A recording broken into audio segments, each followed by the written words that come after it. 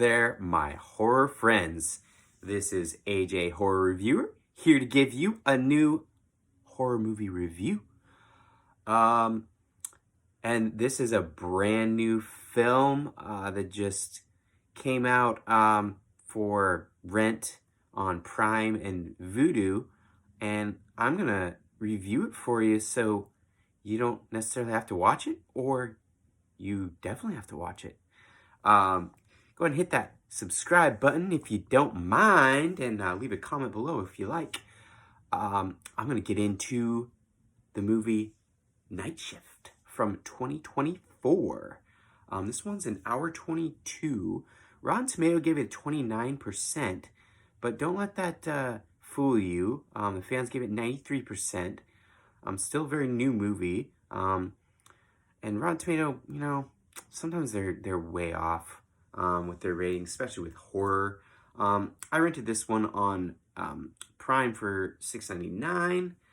Let me just jump into this real quick. Directed and written by Benjamin and Paul China brothers. This is their directorial debut. They wrote Sweet Virginia together, which is a mystery thriller. I haven't seen it. But let's move on into the cast. We got the lead, Phoebe Tonkin, who plays Gwen.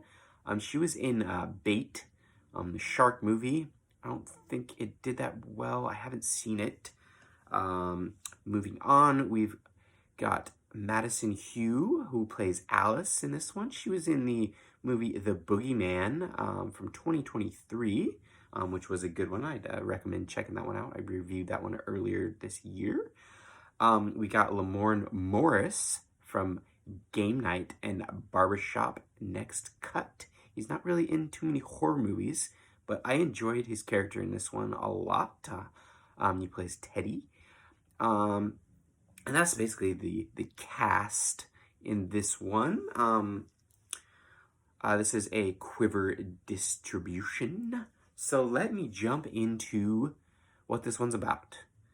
So you've got a, seems like mid-30s something woman named Gwen, who seems like she's on the road. She's going to try to find a job at this creepy-ass hotel, not gonna lie.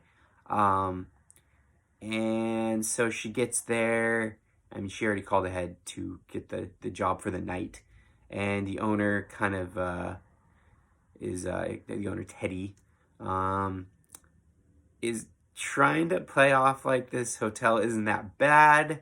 But it's got some, I want to say rats. It's got a sinkhole in the pool. It's kind of creepy. He's got a lot of taxidermy pretty much all over. And he got the hotel from his grandparents, I guess, were the owners of it before. So he's trying to fix it up kind of, and he doesn't seem to have too much sense of like how a hotel runs. So basically he shows her around the place, and then leaves it to her to take care of the place for, you guessed it, the night shift. And so things start to get a little creepy as the night goes along. And I will tell you in advance, this one is a slow burn, so don't give up on it because there's a big payoff. She's basically kind of hearing and seeing stuff. There's some good jump scares that pop up in this. And I will say there's a scene in the pool that kind of freaked me out for a very small amount of time. But I mean, I thought it was an effective moment. And you're kind of like wondering what the hell is going on. Like there's a plot setup that you think is going on, but at the same time you don't really know. Hence why this is mystery thriller kind of horror style movie. So basically, she's pretty much alone in the hotel. There is one other tenant, or I mean, not tenant, guest, that's there. That plays Alice, and that's kind of who Gwen is. She hangs out with for a little while.